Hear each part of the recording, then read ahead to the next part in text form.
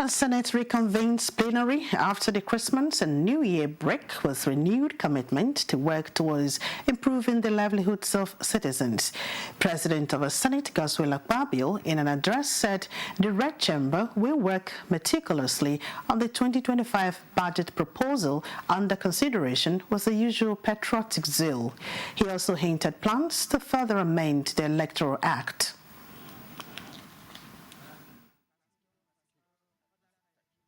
As the nation begins preparations for the next electoral cycle in 2027, we have a unique opportunity to strengthen our democracy by tinkering with our electoral acts, to strengthen it for the congresses, primaries, etc., and conventions. Electoral reform is not just a legislative duty, it is a moral imperative. It is our chance to give Nigerians and the entire people a system that is transparent, that is credible, and reflective of their will and the will of all citizens. Every vote must count. Senate has, in the meantime, confirmed appointees of President Tinubu for the Southeast and Northwest Development Commissions. The Senate Committee on Information and National Orientation has rejected the 8.9 billion naira budgetary allocation to the Ministry of Information and National Orientation. This, according to the committee, is based on the fact that the envelope provided for the ministry in the 2025 appropriation bill is inadequate. We'll bring you that support in our subsequent bulletins. Moving on, the House of Representatives has passed a resolution advocating increased funding, provision of modern equipment and enhanced welfare packages for the armed forces of Nigeria. At the resumption of plenary, Deputy Speaker Benjamin Kalu, who stood in for Speaker Tajuddin Abbas, commended the sacrifices and heroism of the armed forces in protecting the territorial integrity of the nation at all times.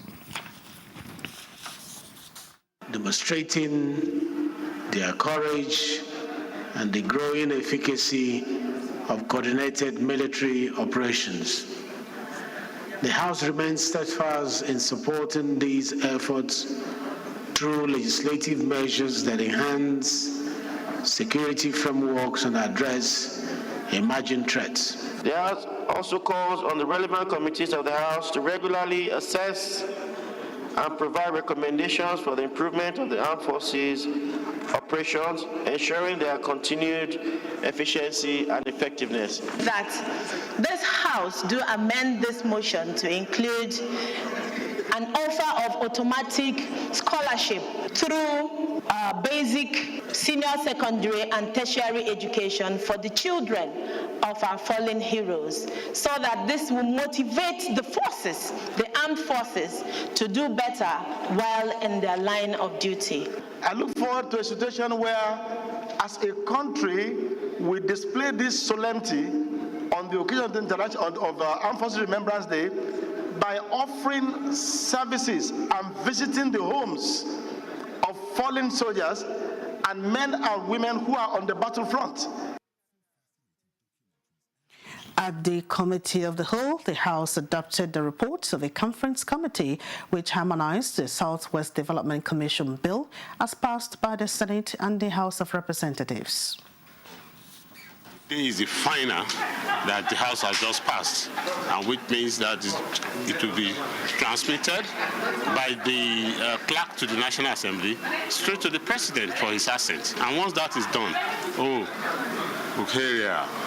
Southwest Development Commission has come to stay.